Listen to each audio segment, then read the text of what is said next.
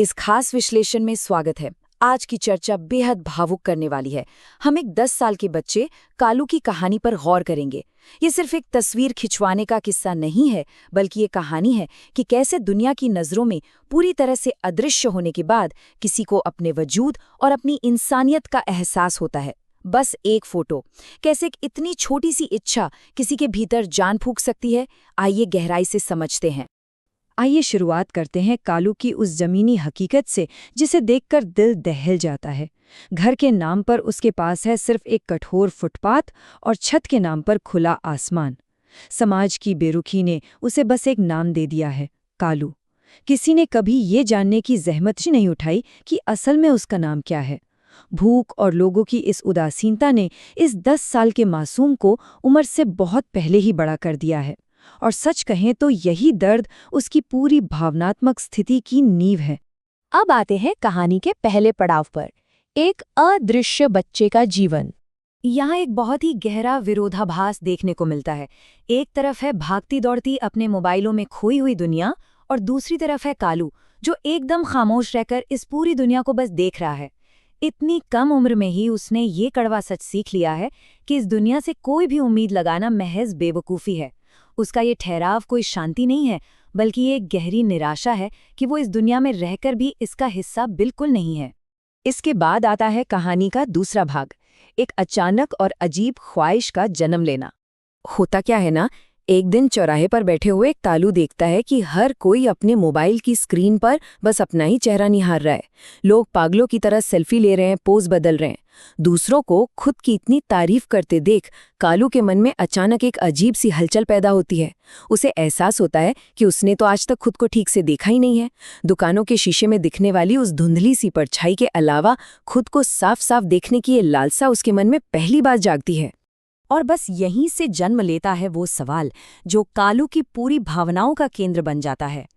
मैं फोटो में कैसा लगता हूँ? ध्यान देने वाली बात यह है कि ये कोई मामूली सवाल नहीं है। ये अपने वजूद को पहचानने की एक पुकार है। लेकिन समाज ने उसे इतना हाशिए पर धकेल रखा है कि उसके अंदर एक खौफ बैठ गया है। उसे लगने लगता है कि उसके जैसे बच्चे के लिए सपने देखना या ऐसी कोई ख्वाहिश करना भी किसी बहुत बड़े गुनाह से कम नहीं है। फिर भी ये सवाल उसे कदम उठाने पर मजबूर कर ही देता है। कहानी आगे बढ़ती है तीसरे पड़ाव की ओर, तिरस्कार का दर्द। बड़ी मुश्किल से कालू हिम्मत जुटाता है, अपने दिल की धड़कनों को काबू में करता है और एक आदमी के पास जाकर बहुत ही धीमी आवाज में एक फोटो खींचने की गुजारिश करता है। लेकिन जवाब क्या मिलता है? हट जा, काम है मुझे। उस आदमी ने उसे बस ऊपर से नीचे तक देखा, नाक सिकोड़ी और वहीं झड़क दिया। कालू की इतनी बड़ी ख्वाहिश उस व्यस्त आदमी के लिए बस रास्ते की एक रुकावट बनकर रह गई। लेकिन कालू ने हार नहीं मानी। उसने फिर कोशिश की और एक महिला से मदद मांगी। और इस बार का नतीजा? दूर रहो, फोन खराब कर दोगे। खौफ के मारे उस महिला का अपने मोबाइल को और कसकर पकड़ लेना कालू के अंदर कुछ तोड़ सा गया। उसे मिलने वाली हर एक कठोर ना उसे भीतर तक ये एहसास दिला रही थी कि वो इस समाज की किसी भी चीज को छूने के लायक नहीं है। और फिर आता है तीसरा और सबसे गहरा वार। एक नौजवान से मदद मांगने पर उससे इस भयानक उपहास का सामना करना पड़ा। फोटो तो ले लूं, पर पहले नहाकर और ये फटे कपड़े बदल कर आ। ये वाक्य सीधे कालू के दिल के बीचों बीच जाकर लगा। ये कोई सामान्य इनकार नहीं था। ये एक ऐसा व्यक्तिगत मजाक था जिसने उसकी गरीबी और उसकी लाचारी की सरेआम धज्जियां उड़ा दी थीं। इस घटना के बाद कालू पूरी तरह से टूट जाता है। वो वापस उसी फुटपाथ पर आ गया है, घुटनों में अपना सिर छुपाए एकदम खामोश बैठा है। ये उसका पूर्ण अलगाव और अवसाद का पल है। उसके अंदर ये निराशाजनक बात घर कर गई है कि उसकी वो मासूम सी ख्वाहिश इस बड़ी सी दुनिया के हिसाब से सच में बहुत बड़ी थी। वो भीतर से बिखर चुका है। लेकिन तभी कहानी का चौथा और सबसे अहम मोड़ आता है, दया का एक अप्रत्याशित कार्य। एक आवाज आती है जो एक अजनबी की थी। साफ कपड़े, चेहरे पर सादगी और सबसे बड़ी बात, आंखों में एक अपनापन। इस दयालु अजनबी की सहजता देखकर कालू के भीतर का डर थोड़ा सा कम होता है। और फिर अपनी कांपती हुई आवाज में वो बच्चा अपनी वो छोटी सी इच्छा जाहिर कर देता है कि वो तो बस एक बार ये देखना चाहता है कि वो फोटो में कैसा लगता है। ये पल कितने शांत और कितने गहरे हैं। अजनबी अपना मोबाइल निकालता है।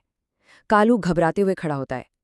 वो जल्दी जल्दी अपने फटे कपड़ों को ठीक करने की कोशिश करता है, अपने बालों पर हाथ फेरता है ताकि वो दुनिया के सामने देखे जाने के लिए तैयार हो सके। और फिर आता है वो जादुई पल, कैमरे की क्लिक। जब भी सज्जन मोबाइल की स्क्रीन कालू की तरफ बढ़ाते हैं तो कालू खुद को देखता है, वही चेहरा, वही आंखें, और पहली बार उसे बहुत गहराई से ये एहसास होता है कि हाँ, ये भी किसी इंसान का ही चेहरा है। उसकी आंखों में एक नई चमक दौड़ जाती है। ये कोई साधारण डिजिटल फोटो नहीं थी, ये उसके भीतर अपनी मानवता की सबसे बड़ी स्वीकृति थी। उसे अपने होने का प्रमाण मिल गया था। और अब हम आते हैं कहानी के अंतिम पड़ाव पर, सबसे बड़ा खजाना। बात सिर्फ एक डिजिटल फोटो तक नहीं रुकती। वे अजनबी सज्जन एक कदम और आगे बढ़ते हैं। वे एक फोटो स्टूडियो जाते हैं और कालू के लिए उस तस्वीर को बाकायदा एक बड़े कागज पर छपवा कर लाते हैं। ये सोचने वाली बात है कि ये कालू के जीवन की पहली वास्तविक छपी हुई तस्वीर है जिस पर सिर्फ और सिर्फ उसी का अधिकार है। यह उसके लिए एक अमूल्य उपहार था। कागज हाथ में आते ही कालू उसे कसकर अपने सीने से लगा लेता है। उसकी आंखें आंसुओं से डबडबा जाती हैं। उसके गले से बस एक ही शब्द निकल पाता है, धन्यवाद। इसके बाद वो खुशी से उछलता हुआ अपने उसी फुटपाथ की ओर दौड़ पड़ता है, बिल्कुल ऐसे जैसे उसे दुनिया का सबसे बड़ा खजाना मिल गया हो। और यही है कालू का अंतिम आंतरिक संवाद। ले लो तुम जमाने भर की दौलतें, मुझे मेरी तस्वीर मिल गई, बस यही काफी है। इस एक छपी हुई तस्वीर ने उसे उसके वजूद का वो पक्का सबूत दे दिया था जिसे दुनिया की कोई भी दौलत कभी खरीद ही नहीं सकती थी। उस रात वो उस फोटो को सीने से लगाकर सोया।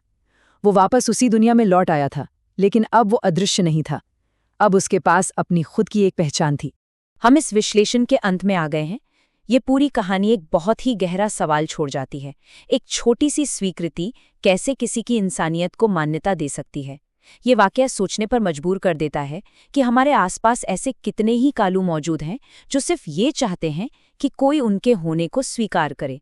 कभी-कभी किसी को सच में देखना जीवन का सबसे बड़ा उपहार साबित होता है। इस भावुक सफर में साथ जुड़ने के लिए बहुत बहुत धन्यवाद।